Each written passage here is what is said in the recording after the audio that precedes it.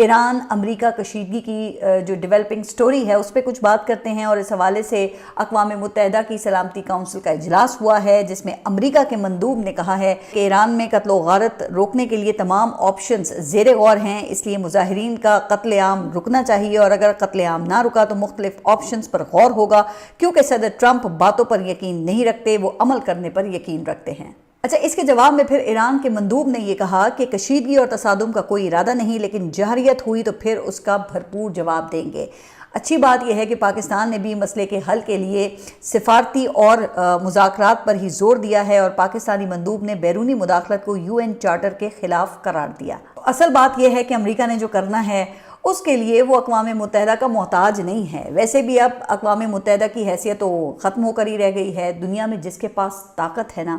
وہ کسی بھی چارٹر وغیرہ کو خاطر میں نہیں لاتا ہے۔ اب امریکی اخبار نیو یارک ٹائمز نے یہ دعویٰ کیا ہے کہ اسرائیلی وزیر اعظم نے صدر ٹرمپ کو حملہ مؤخر کرنے کی درخواست کی تھی، جس کی وجہ سے ابھی تک حملہ نہیں ہوا ہے۔ اچھا، اب اس سٹوری میں بتایا یہ گیا ہے کہ بدھ کے روز نیتن یاہو نے صدر ٹرمپ سے بات کی، پھر اسی روز صدر ٹرمپ کا بیان آیا کہ انہیں دوسری جانب سے انتہائی اہم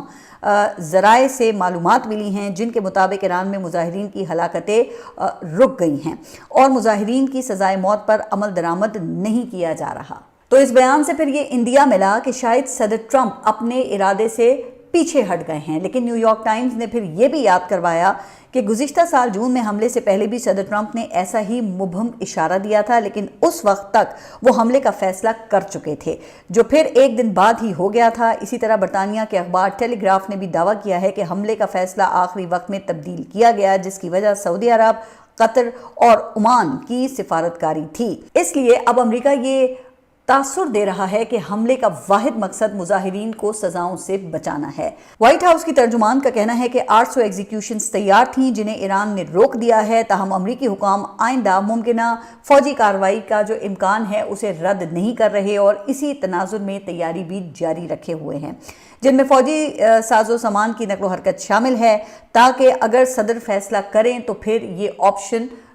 وہ موجود ہو۔ امریکی حکام کے مطابق موجودہ حکمت عملی یہ ہے کہ صورتحال کا انتظار کیا جائے اور دیکھا جائے، جبکہ CNN کی خبر کے مطابق امریکی فوج خطے میں ایک کیریئر سٹرائک گروپ منتقل کر رہی ہے، جس میں عام طور پہ ایک طیارہ بردار بحری جہاز، guided missile cruisers, fighter jets اور آبدوز چکن ڈسٹرائرز اور فریگیٹس شامل ہوتے ہیں۔ اب CNN کو اوپن سورس انٹیلیجنس کے ذریعے یہ بات پتہ چلی ہے کہ قریب ترین سٹرائک گروپ اس وقت ساؤتھ چائنا سی میں موجود ہے، جس کو مشرق وسطی موو کیا جا سکتا ہے۔ چلیں، اچھی بات ہے کہ فی الحال حملہ وہ رک گیا ہے۔ آگے کیا ہوتا ہے اس پر آئندہ ولاگ میں آپ کو اپڈیٹ کروں گی۔ آپ سب اپنا خیال رکھیے، اور اگلے ولاگ تک کے لیے اللہ حافظ۔